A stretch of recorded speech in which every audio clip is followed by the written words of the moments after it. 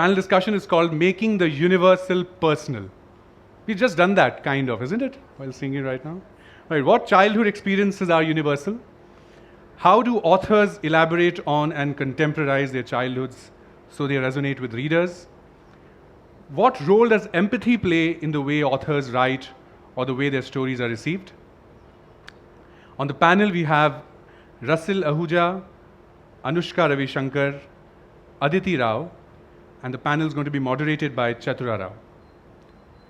Rasil has been a passionate reader since the day she discovered a library. She worked in technology for 10 years before making the leap into a classroom. Her passion for education combined with a love for stories inspires her to write for children. Rasil has a BA in Government and Politics, an MS in Information Systems, and an MEd in Elementary Education. She is the author of Unfair and What Ya Gonna Do, Rosie Singh. JK Paper and the Times of India Author Awards recognized Rasil as 2021's Best Author, Children, for her book Unfair. Anushka Ravishankar has written over 40 books for children, including picture books in verse, chapter books, retellings of folk tales and non-fiction. Several of her books have been published internationally and have won awards. Her books include Captain Coconut and the Case of Missing Bananas, Tiger on a Tree, and Moin and the Monster. Her most recent books are Ogd. Is that how you pronounce it? Ogd? A nonsense, we can pronounce it Ogd as well, I guess. And you won't mind it? Yeah, super. A nonsense novel for young adults and a picture book series on science for small children, Gravity, Photosynthesis, the Solar System, and Evolution for Smarty Pants. In addition, a new picture book in verse called A Rooster for a Pet was released in August. After a degree in theatre from Smith College, Massachusetts, Adithi worked as assistant director on the Hindi cult film Satya and as writer-editor on the travel channel of India.com. She has written 7 books for children, 2 for adults, and numerous short stories for anthologies, some of which have been included in English school textbooks across India. Her short fiction for adults and feature articles have appeared in American and Indian literary journals. The rights to Adithi's film scripts rest with Amir Khan Productions Limited and Excel Entertainment. A play she co-scripted for Katkatha Puppet Arts Trust called The Knights debuted at the Festival de Marionnettes de Charleville Mézières. Oh my God, this is like, the only thing I knew in French was boulangerie and pâtisserie, and now you've sort of got me to read this. France 2021. Did I get that right though, more or less? No, I don't know, yeah, okay. Anybody's guess. Adithi facilitates writing workshops for children and adults. You can find her at adithirao.com. And our moderator for the session, Chatura Rao, is a children's and adult fiction author, a journalist and a teacher. Her books for children include The Case of Disappearing Color, Growing Up in Pandupur, co-written with Adithi Rao, Nabia, Music for Joshua, and Only Fools Go to School. Her newest picture book is called Sweet Shop Wars, Penguin Duckbill 2022. The Hindu Good Books Award for Best Picture Book 2017 was awarded to her book Gone Grandmother. Lardley Awards for Gender-Sensitive Reporting were awarded to her long-form reportage in Women and the Trouble Within, Without Homes, and School of Hard Knocks in 2017 and 2020. Chatura has taught narrative making at the Shrishti Manipal Institute of Art, Design and Technology, Bengaluru. She works as a communications specialist for various organizations and continues to teach and write. Please welcome all the panelists. Good morning. Hi. Welcome to this session. So just to recap what the theme of the session is in our own words, how do authors of children's fiction make the universal personal in their stories? So by universal, we mean questions, thoughts, and feelings that stay with us over a period of time, like old friends. We ask these questions, or we remain in certain spaces of mind and imagination as kids. And as we grow up, we continue to ask the same sort of questions very often. We also may be feeling the same way that we felt when we were children, right into adulthood. So, how do writers, who are all grown up, explore universal questions and feelings in the stories that we write? How do we make them personal for our readers, who may be like way younger than us, and also some generations removed? So, the authors in our panel will share their experiences. So, to get started, Adithi, Anushka, and Rasil, could you just tell us, like a sort of warm up, what are the themes that you keep going back to in your stories? Are there certain themes? You could start if you like, Rasil. So it's, as someone who's only written 2 books, the themes, there are no repetitive themes just yet, right? I'm not even sure I've explored that side quite. But the themes that when I look at the world around me, the themes are sort of, they just percolate up on their own. You know, it's about, for example, at the moment, I'm sitting here on stage and I'm sharing it with fantastic authors, but I'm sharing it with Anushka Ravishankar people, and I'm so excited because I have been reading her books since I first came back to India 15 years ago. It was the first book I ever bought, and when I was told that I would be, on this panel, the first question in my mind was, do I really belong on this panel? And I sort of went further down to figure out what was this emotion that I was feeling. And this emotion that I was feeling was one, am I worthy to be on the stage with this person? And so if you pause there, it's done. But then if you go further down, go dig a little bit deeper. When was the first time I ever felt this emotion where I didn't feel worthy? And that goes back to, I remember very clearly being on a stage with a group of people and actually being very knowledgeable about something, but somehow not having that sense of, I belong there. So I think, I can't say like they're repeated themes, but they're emotions that are consistent with all of us. And you may feel something as an adult, but you just go back a little deeper and you find how you felt it as a child, and then you just start from there. Yeah, I agree with that. That the things that the things that occupied you as a child somehow do continue into adulthood. So a lot of my books tend to be about animals, and it's not because I think children like animals, but because I feel that myself. I've never had a pet until very recently, but I still have written about pets, and the other thing that again has continued from childhood is a feeling of how we share the planet with animals, but when animals come into the human spaces, we always react with such aggression. And that theme has also been repeated in several of my books. There's also, I remember as a child that reality and fantasy there was a very thin dividing line. And I like to explore that line also in my books. So things that occupied one as a child, it's still you, right? You may have grown up, but it's still the same head. So it's all there. Thank you. Yeah, no, I completely agree with what both of you said. You had said that authors who were once children but now grown up. And I keep wondering whether the passing of time, the lapsing of years, qualifies us as being grown-ups. Because most of us deal with issues that are unresolved from our childhood, or not necessarily unresolved, but because they seem to persist over the years. Like you were saying, the aggression towards animals, the aggression towards the other, and that seems to be, everybody nowadays seems to be the other. And in that sense, I think the recurring themes in my book tend to be home, and what home once was. And home does not necessarily need to be a place, but it can often be rested in a person, invested in a person or a family or a group of people who have loved you and raised you. So it can also be, say, a quality of light on a day that meant something to you, the weather, the color of the earth.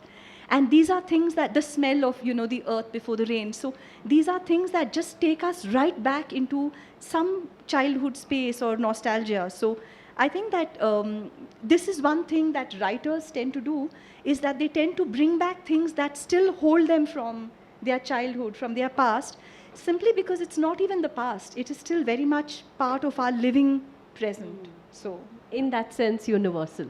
always universal. Always with us. And there is a commonality, there is a universality to these emotions of love and nostalgia and dispossession and various things. What unworthiness, like you were saying, Rasil. So I think that's how it becomes universal. Is you feel it, you write it, and somehow the other person picks it up. There's resonance all the time. For me, I think one of the themes that I've gotten back to again and again in my work has been a longing for something. Usually my protagonists are looking for something, genuinely looking. And I think that too is something that resonates with me even now. For a certain truth, a certain connection, for meaning, for the meaning behind things that happen in the world around me. You have kind of answered the second thing that we had in mind, which is that children seem to grapple with the kind of questions that children seem to grapple with are often those that get scaled up for us even as adults. Yeah.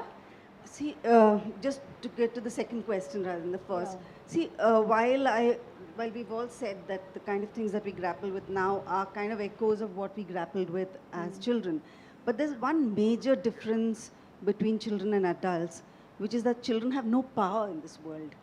And that, I think, as children's authors, we recognize it, or if we don't, we really need to, that, children are at the mercy of the adults in their world, the mercy of teachers, at the mercy of their parents. They have absolutely no agency of their own. And that, I think, is the crux of the matter, they have to negotiate the world within the boundaries set for them by adults. And that is the big difference, really, between adults and children. Yes, yeah.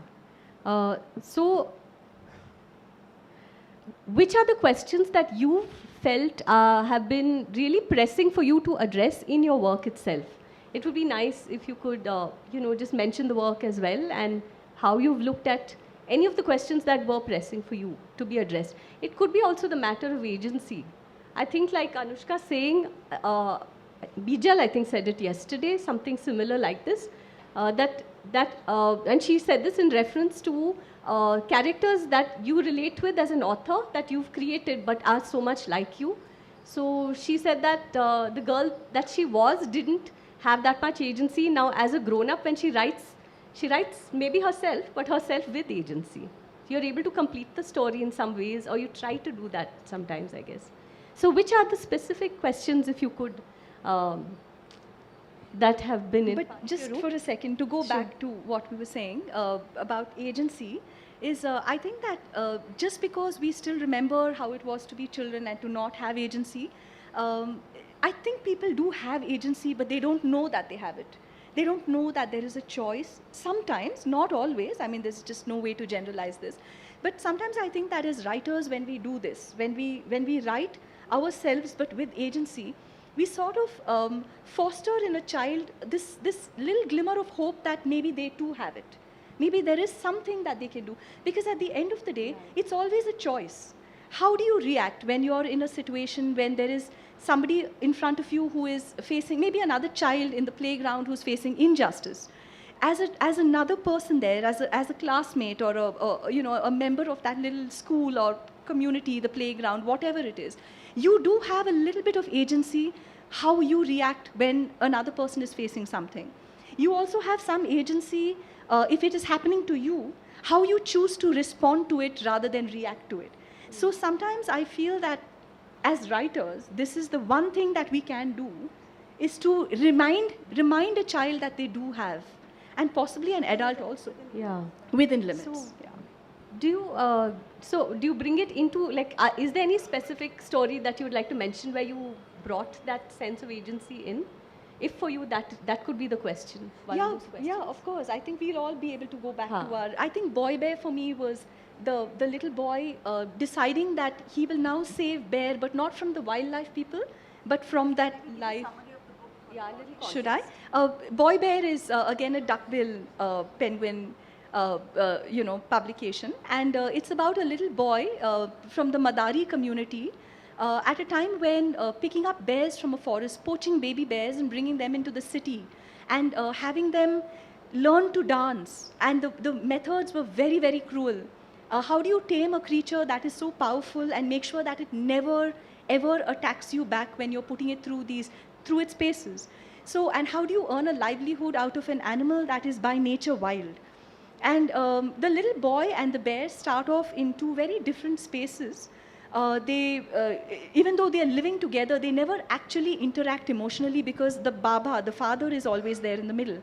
But when Baba leaves, is when the boy now becomes the keeper of bear. And it's also interesting that bear becomes the keeper of boy in his kindness and in his gentleness. And at one point of time, boy starts to notice things that he took for granted. Do all bears have broken teeth? Do all bears have no claws? Does the ring that goes through bear's nose, does it hurt him when it is tugged on like that?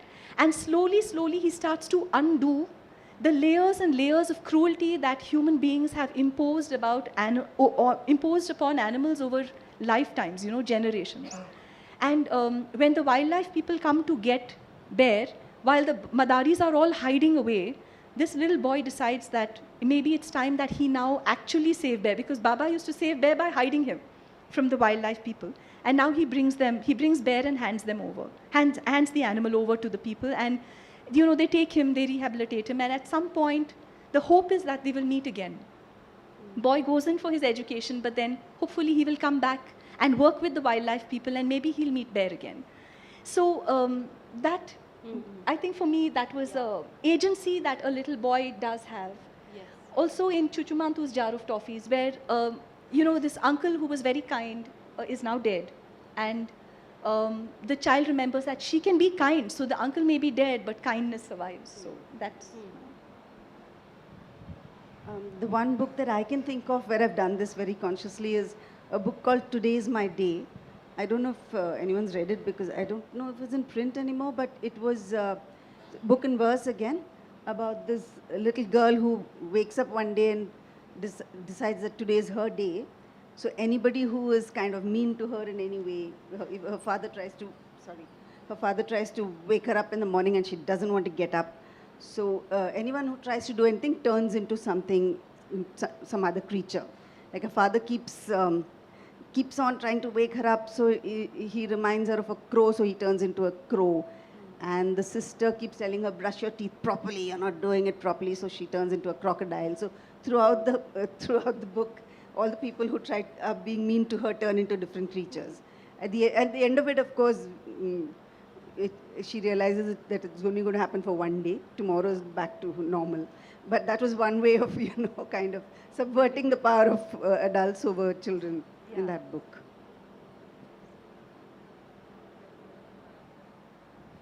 Are we addressing the question on agency? Yeah. If okay. you want. Yeah. If you like, Rasil, otherwise any other of the questions that you wanted to address in your work and you have. So I would say that I think kids do have agency. It's just that they have to find it. I don't think they have to be taught it. And that's why stories are so powerful, because they sort of show you a path and then you make the choice whether you want to walk that path. In terms of asking certain questions within my work, today's Times of India was really perfect, people. Did you see it today? This is the question I was asking in my work. Do we all really need, is it really fair to ask us all to be fair? Do we, is it fair to do this to this next generation of kids and the ones who will come after them? Do we raise them with so much, this question of self-worth that keeps coming up, right? Because so much of how we feel on the inside is based on how people treat us from how they see it, how they think they understand us from the outside. So that's kind of I suppose it's a question of, those are the questions I keep asking. My first book was about how someone recovers from embarrassment and shame.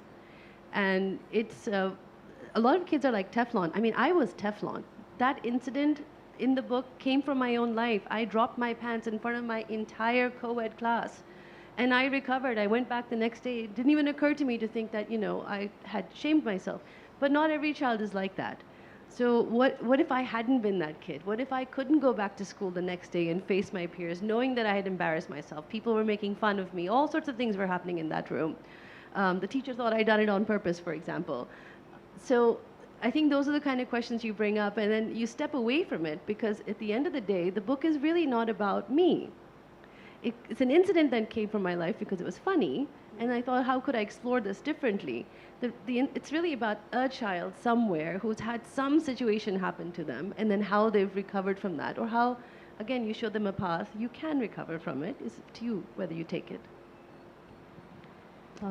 Speaking for myself, I think as a child, I've always had a huge awareness of nature and trees especially, and also an awareness of the sky, water, trees. And I think it comes into the writing just in passages of prose sometimes, which is, I hope, evocative.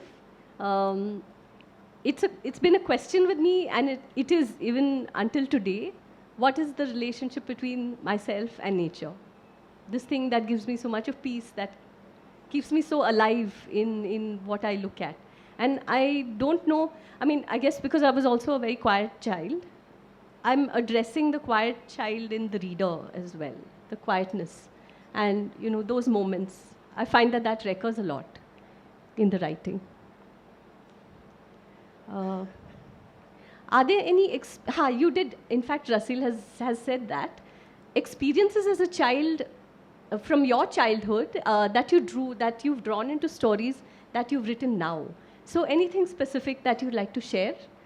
Funny, not funny, whatever, but, or you know, like she said, she had this experience and she changed it around to address the question that underlay the experience. What if she had not responded the way she did as a child in the classroom to teasing, for instance?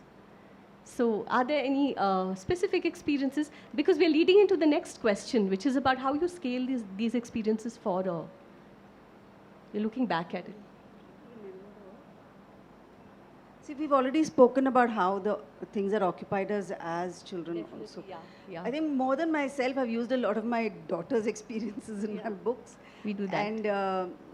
And like there's this series called Zain and Nana. In the first book is At Least a Fish.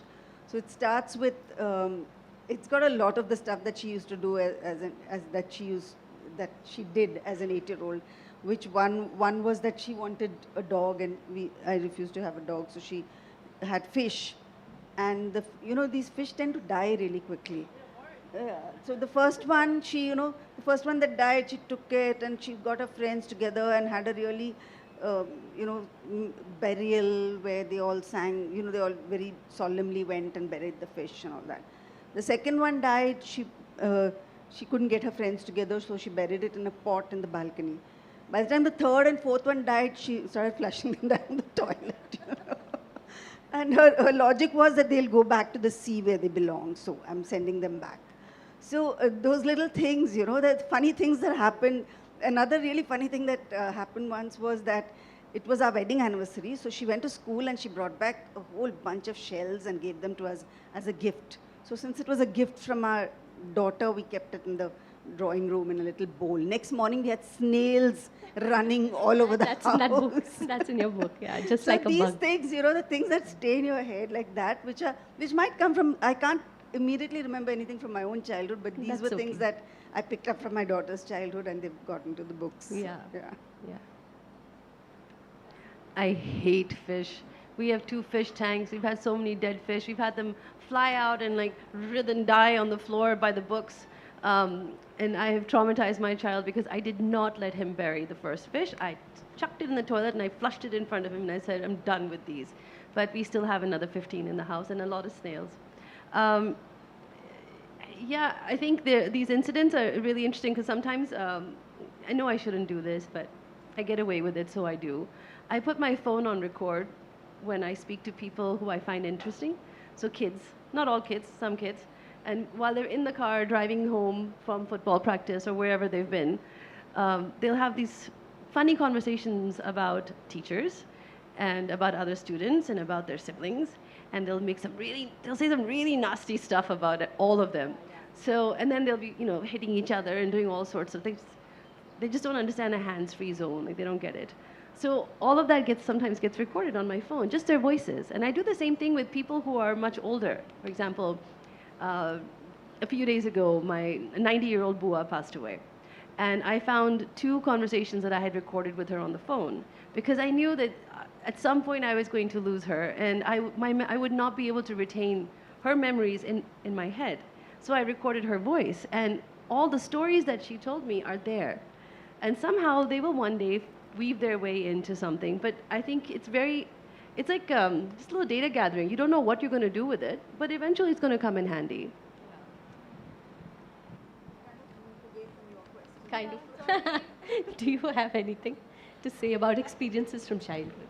Anything that I think everybody has that one teacher who was just incorrigible and, did really horrible things. And now when I think, in our times, there were so many. I think now it's a very different relationship. I have to say that because I'm teaching now and I have to always come off as the good guy. But growing up, when I think about some of the stuff that the teacher said that so traumatized me, I realized it was just really funny.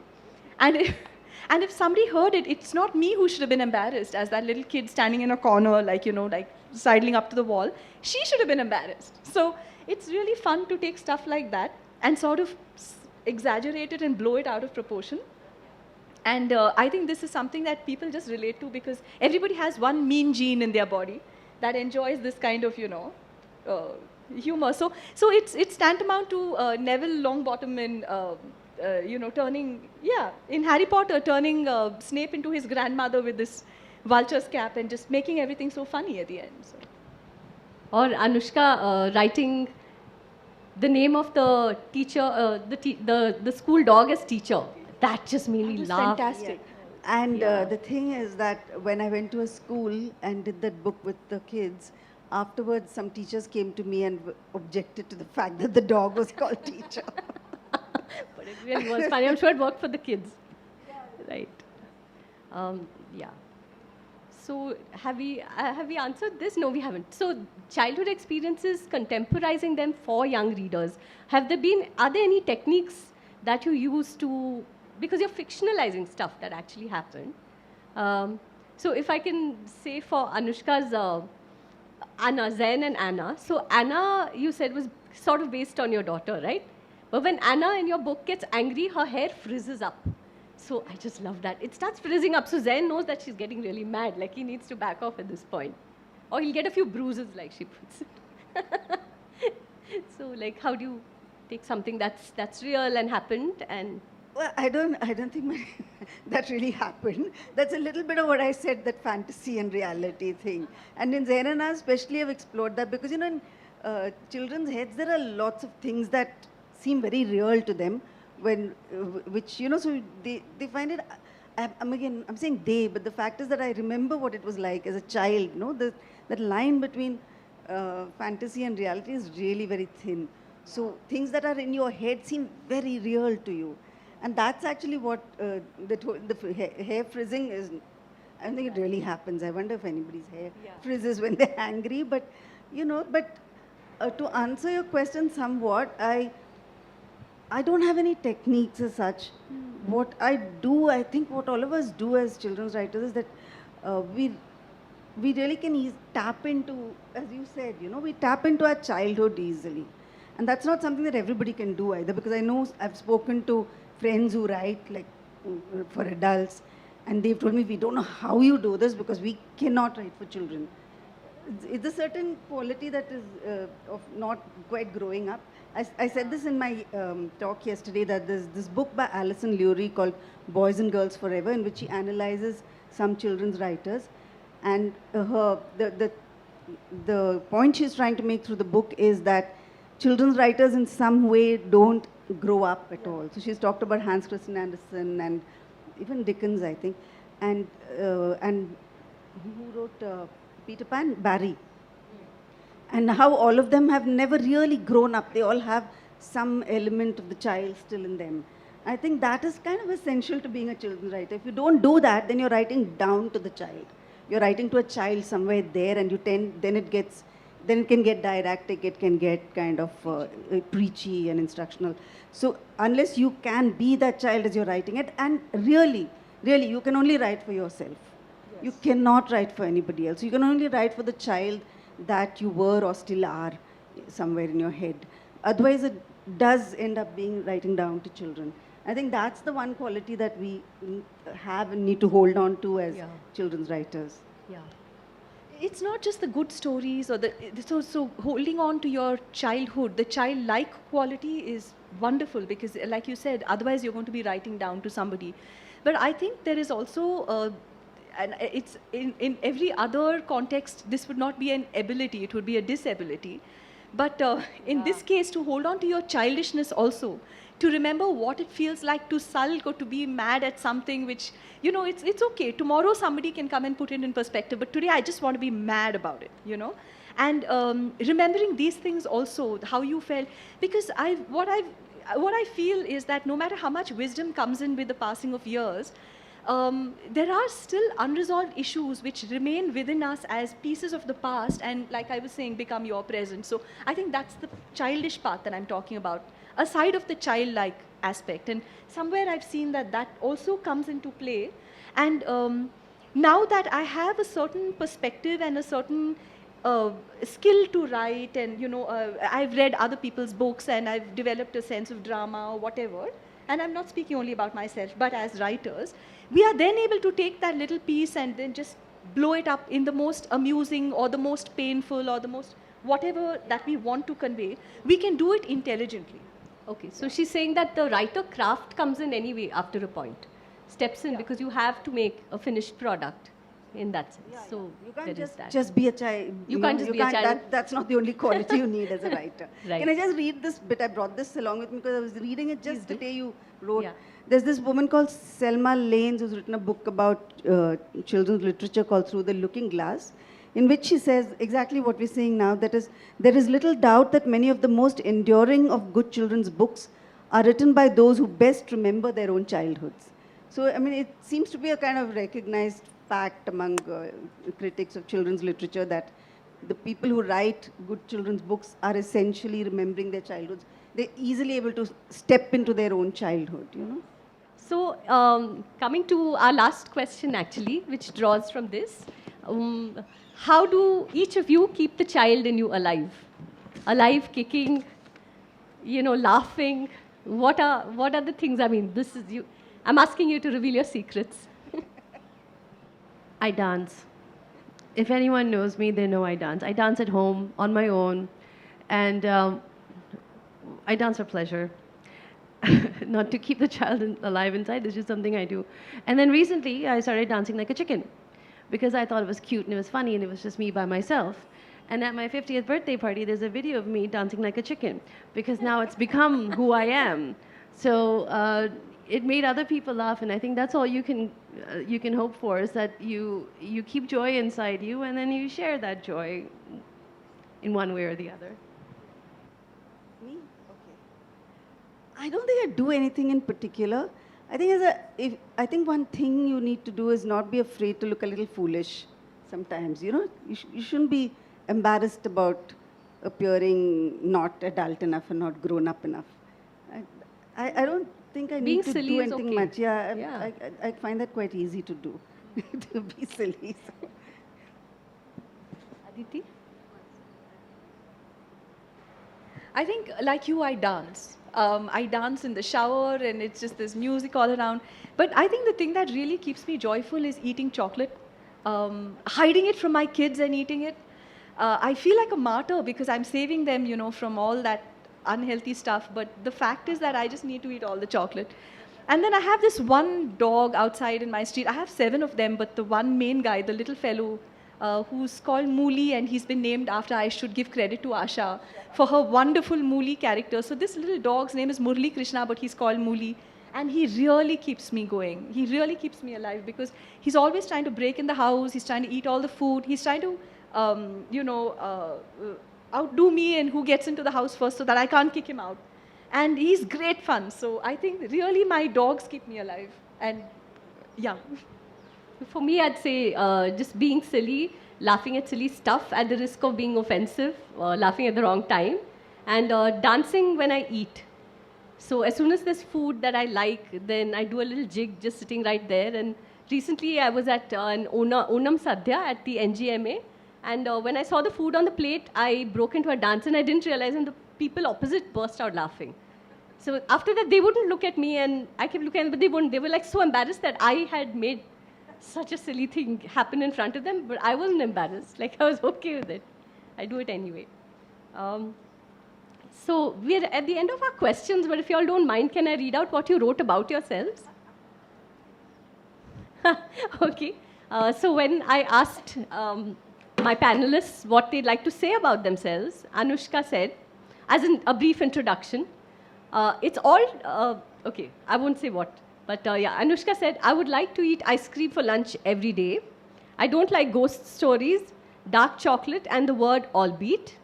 I'm owned by a cat, and I might have to take her calls in the middle of our session. That is Anushka. Adithi said, my middle name is dark chocolate, and the rest she's going to tell us now. She didn't complete it, so like I'm putting her on the spot here. Okay, so I can complete it for her. Her middle name is dark chocolate, and the man in her life is Muli Kumar. Rasil says, every year I make a Dairy Queen-esque ice cream cake for my son's birthday. It takes 3 days to make it, 3 minutes for it to start puddling, and 3 seconds for the kids to annihilate it. I've taught my 2-year-old retriever to hug and matta teko like a good Punjabi, and her name is Lassi. Mine is, at dinner, daily, cheap cherry and white cream pastry from the local shops. I need that. I wish I could pick a pet from the range of insects that pass through my living room, but my kids think it would be hazardous to stroke them with anything but a broom. Yeah, we have a lot of wasps and stuff because there's a tree with flowers outside. But I would like to actually pet those creatures. I think they're fine, but yeah. So does anyone have any questions, comments at this point? Things to share? I was just intrigued by the line you read out about remembering childhood. I mean, adults are really bad at remembering what happened. I mean, we only remember the facts. We completely distort what happened. We don't remember why we did it, how we felt.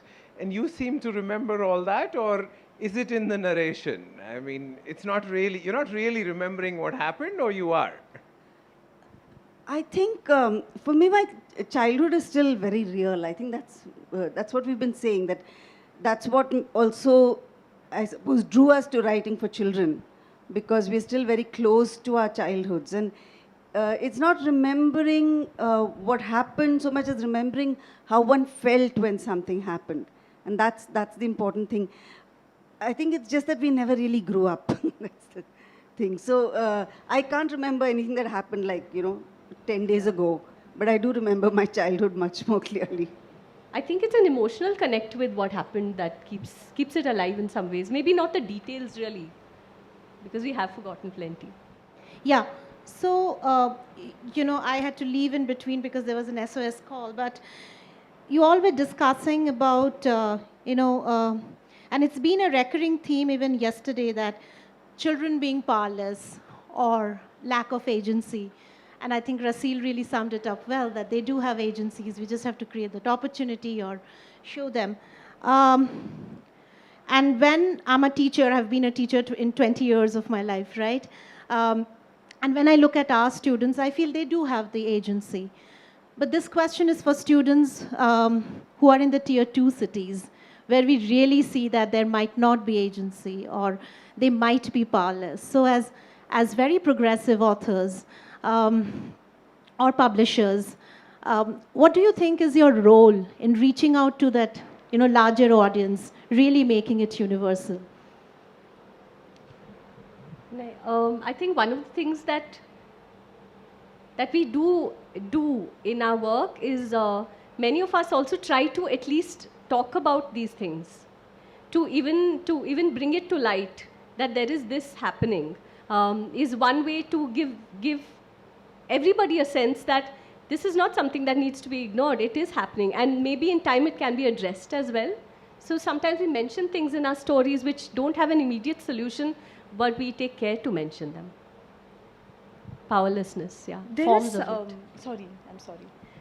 is something that has been playing on my mind a lot in the last few months. I did a project for Katha, which is an NGO that works with marginalized communities, Adivasis, Dalit communities, and I think the sense that was really very strong, because Katha is trying to spread education and keep kids in school, which itself is a challenge in not even tier 2 towns, but you can't even call these towns. These are children who live in plastic houses. They don't have Aadhaar cards. There's no land grants, and there's no foundation to the house. So it gets blown away in the next cyclone that hits, and then they just rebuild it with coconut fronds. And the reason that these children don't even want to go to school anymore is because when they go to the government schools, there's a huge amount of discrimination because they are considered untouchables. So the teachers don't allow them to come, stand close. They don't allow them to interact with the other children.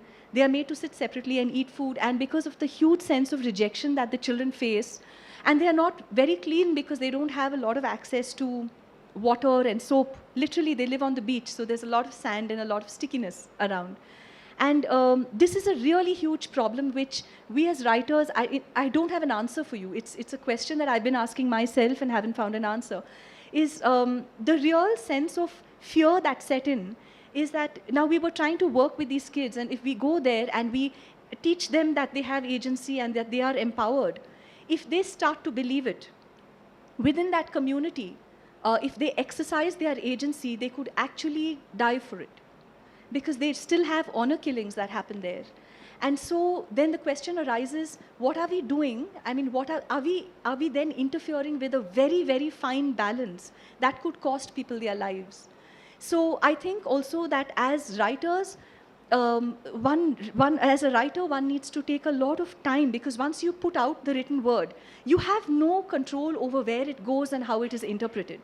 It could have no impact, or it could have huge impact, or be somewhere along the middle. And one really needs to think about it, not if you're writing a fun story. I mean, there's so many genres of writing, but in certain cases, like the ones that you were talking about, one really needs to think about this. And I don't have an answer. This is just a question. So. Yeah, what I'd like to say is that when I said children don't have power, it's not just about the agency, right? You're saying that children in your school have agency, but the fact is they're still subject to their parents' expectations, the hopes that their parents or the school have for them.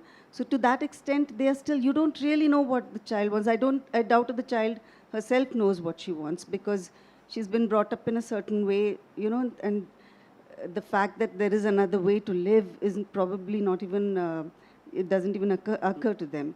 Which is also why I like I said earlier, I like to write, I'm drawn to write books about, say, animals encroaching in human spaces and how they're treated, because in the larger context, animals are also powerless in a world that is controlled by humans. So it's the same thing, really. It's all about who has the power. And that's what I like to write about. Yeah, it's exactly, I think you hit the nail on the head. It's about power dynamics. And kids recognize that there are power dynamics where they are. There is no teenager who doesn't stand up to their parents, so they have agency. But within certain environments, agency, what does agency actually mean? Is it I must do something? It also means I must exercise restraint. So understanding where you are at that moment in time, assessing that situation, deciding whether you want to step in and do something or you want to step back. Both are actions. So I do, I think kids in that sense, they may not recognize it that way, they may not identify it or speak about it that way, but they recognize that they have to play and swing between the two worlds. And that's what they do in books as well. So you may take on your parent at home in a fight, an argument, or whatever, but you may not take on your teacher or your principal or your neighbor. But you can negotiate your way in that space. And I think that's what characters do. So when they empower themselves or they exercise agency, they're doing something that they can. And I think that's really all you can expect from young people.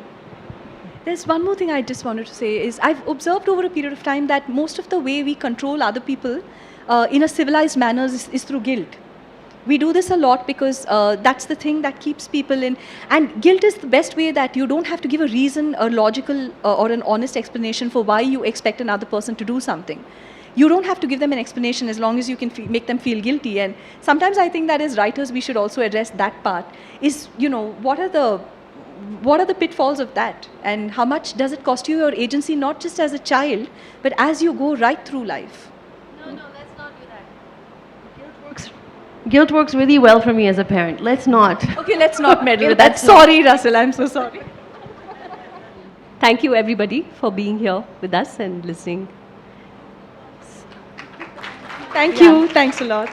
Thank you, everyone.